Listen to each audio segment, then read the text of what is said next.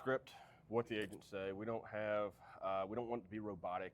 Every situation is different, and we want them to understand that and let the customer know that we're listening to them and to handle that specific situation, how it should be handled based off the information they have in the system, which is the connectivity that we have, and also based off the information the driver is giving them.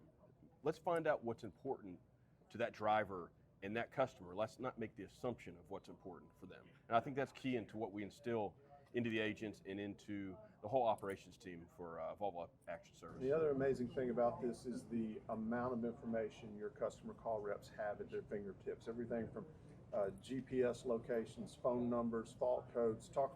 They can really help because they have a very complete picture of what's going on and who needs to be brought in to handle the crisis, correct? Yes, so we have knowledge-based articles, and we also have the systems like you talk about that try to get as much information as possible. Live information is key too. So we want something that is showing them what's actually happening in their truck right now, what are the fault codes, what's the location, and what can help them get back up on the road faster. But I think also, Shay, you can maybe talk about the reporting for Volvo Connect and maybe some information the fleet manager could get real time as well. Absolutely. So when the customer calls our Volvo Action Services, they're talking to a human being, but we know some of our customers also want to have that information at their fingertips.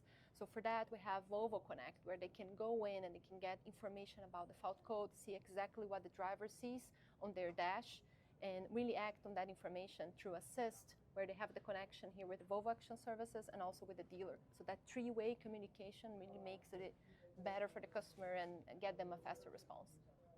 All right, any final thoughts? I know you guys do a lot of calls. How many calls do you take in a year?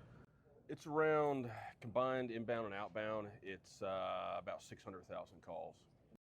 The mission is driving up. Absolutely. What's most important is to keep those trucks running.